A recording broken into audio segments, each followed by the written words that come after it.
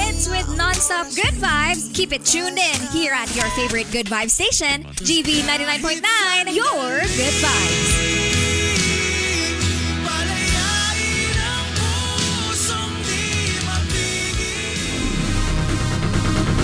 GV 99.9 gives you your news, keeps you informed and updated, plays your kind of music, your beat, your groove. GV 99.9 gives you the good vibes. Your good vibes. GV 99.9, your good vibes. GV News Express. GV News Express. GV News Express.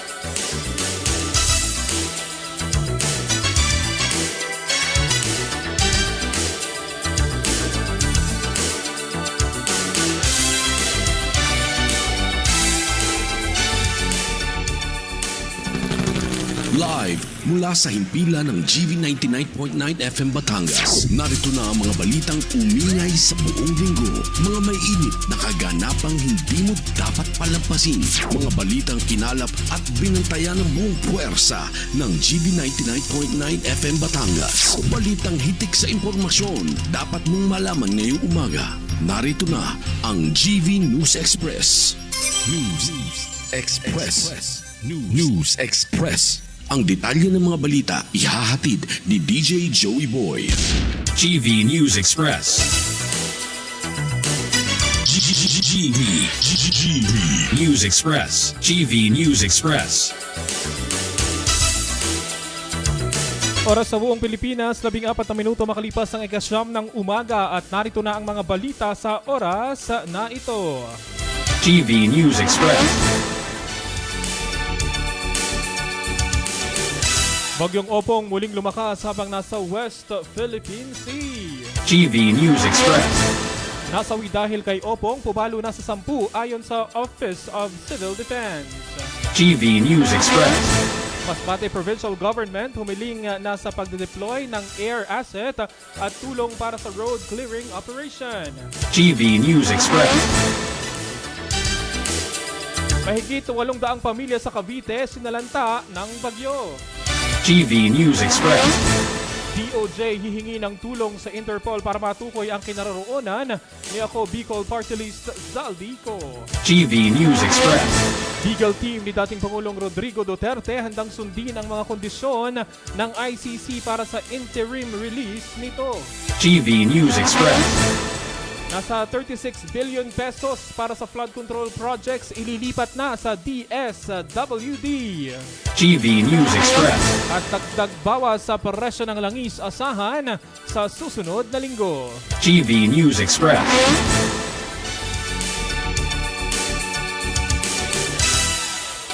Sa detalye ng mga balitang yan mga ka-vibes, update muna tayo sa bagyong Opong. Ayon nga sa pinakahuling ulat, tinatayang nasa 505 kilometers kanluran ng Indang Cavite ang sentro ng bagyo. May taglay itong pinakamalakas na hangin na umaabot sa 120 kilometers per hour malapit sa gitna at pagbugso ng hangin na hanggang 150 kilometers per hour. Patuloy itong kumikilos pa kanluran, hilagang kanluran sa bilis na 30 kilometers per hour. Ang lakas ng hangin mula sa bagyo ay umaabot hanggang 400 kilometers mula sa gitna, kaya inaasahan ang malawak na epekto nito sa mga kalapit na lugar. Kabilang sa mga lugar na nasa ilalim ng Tropical Cyclone Wind Signal number 1 ay ang kanlurang bahagi ng Pangasinan, Zambales, Bataan, kanlurang bahagi ng Cavite, kanlurang bahagi ng Batangas, hilagang bahagi ng Occidental Mindoro, kabilang ang Lubang Islands at Calamian Group of Islands. Sa loob naman ng 24 oras, inaasahan ang maalon hanggang sa napakaalon na kondisyon sa mga sumusunod na baybayin. GV News Express. Samantala mga ka-vibes, pumalo na sa 10 katao ang nasawi dahil sa pananalasa ng bagyong Opong. Ayon kay Office of Civil Defense Officer in Charge Bernardo Alejandro na ang nasabing napaulat na pagkasawi ay naitala sa Bicol Region at sa Eastern Visayas. Kanilang ibineberipika pang mabuti ang 7 nasawi sa Region 8 at 9 na nawawala, habang sa Region 5 naman ay mayroong 3 nasawi at 1 ang nawawala. Mayroong 12 milyong individual ang naapektuhan at inaasahan itong tataas pa ang nasabing bilang. Tiniyak nito na tuloy-tuloy naman ang ginagawa nilang monitoring at pagbibigay ng tulong sa mga naapektuhang lugar. Nakahanda na ang kanilang mga air assets na siyang magbibigay sakaling ang ilang lugar ay mahirapang marating dahil sa pagbaha. Magugunit ang sinabi ng Philippine Atmospheric Geophysical and Astronomical Services Administration o PAGASA na maaaring lumabas na sa Philippine Area of Responsibility ang bagyong Opong ngayong araw ng Sabado, Setyembre 27. GV News Express.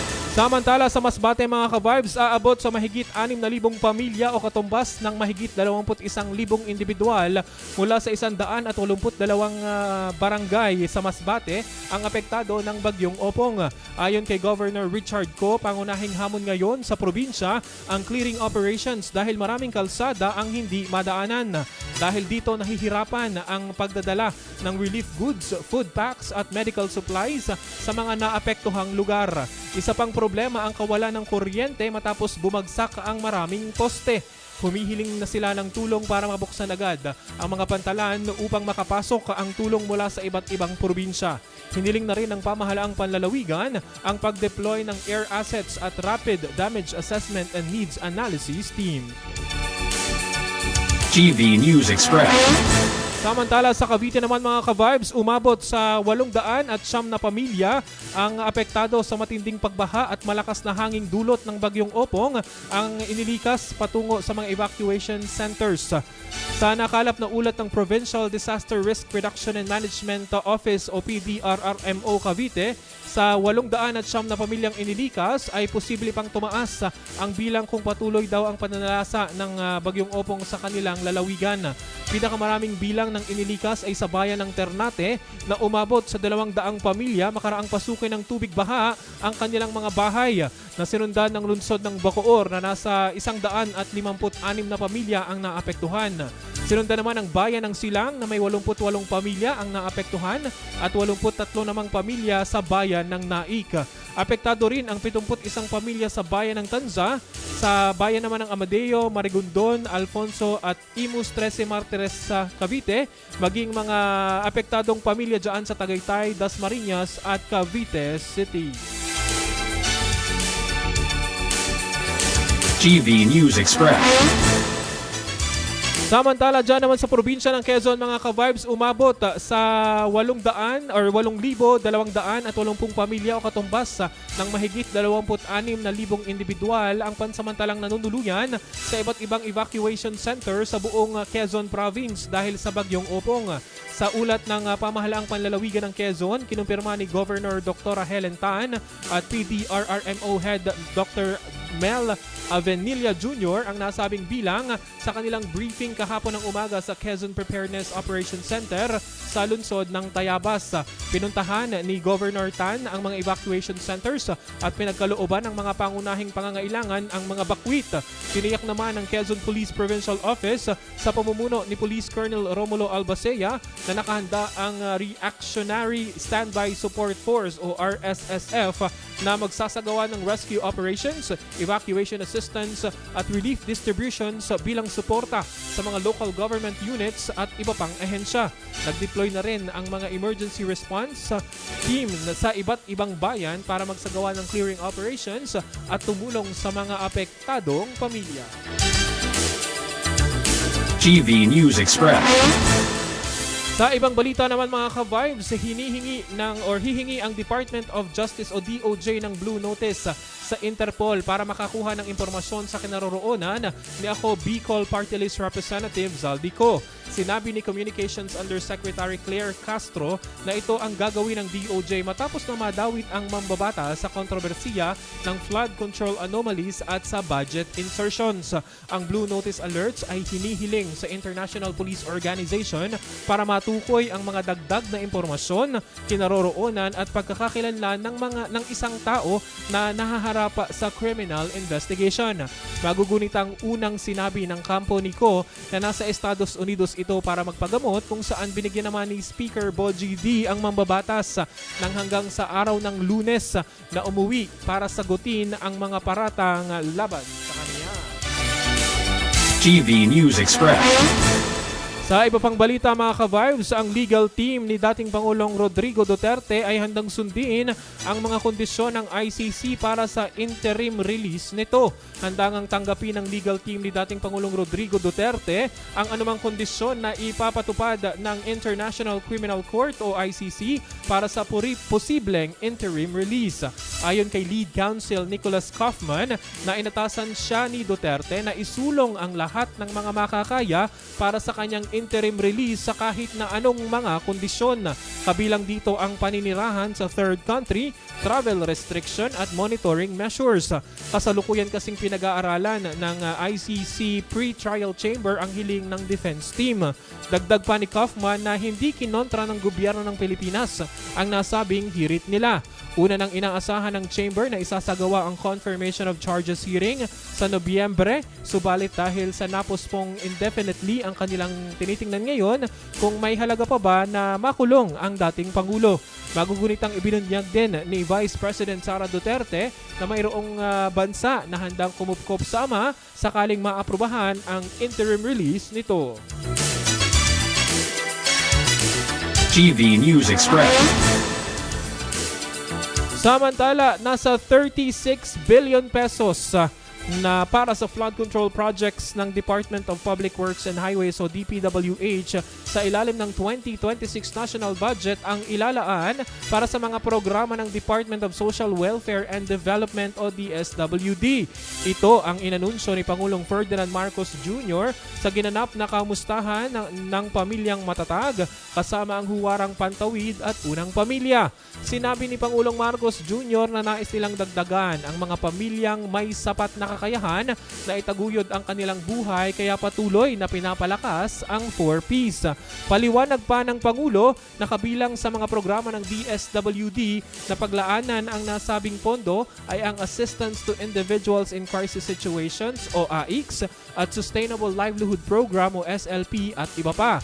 Dahil aniya ang karagdagang pondo ng AICS program, kaya dadami pa ang ating mga kababayan na matutulungan sa panahon ng emergency tulad ng madali ang operasyon, pambili ng maintenance o gamot at iba pang mga gastos para sa pagpapagaling. Sa ilalim ng AICS, magbibigay ito ng medical assistance, burial, transportation, education, pagkain o iba pang financial assistance at iba pang pangangailangan ng isang tao o pamilya na nakakaranas ng krisis. Nilinaw naman ni Pangulong Marcos na mayroon pa na pondo yung isa sa ilalim sa flood control projects ngayong 2025 ang hindi pa nagagamit.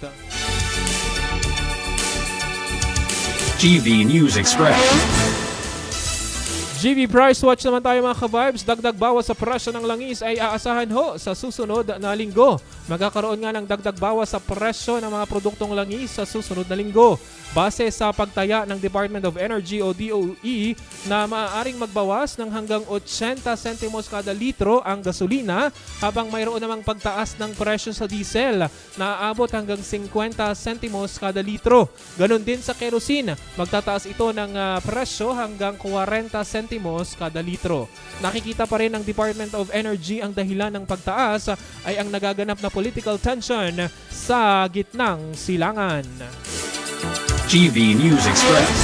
At yan mga ka-vibes sa mga balitang dapat yung malaman ngayong umaga. Ugaling nakatutok dito lamang sa GV 99.9 para maging GV aware, GV informed at GV updated sa mga kaganapan sa loob at labas ng lalawigan. Maaaring balikan ang ating balitaan sa ating official Facebook page na GV 99.9 FM. Ako po ang inyong naging tagapaghatid balita, ang inyong DJ Joey Boy para sa GV News Express. GV News Express. GV News Express. GV News Express.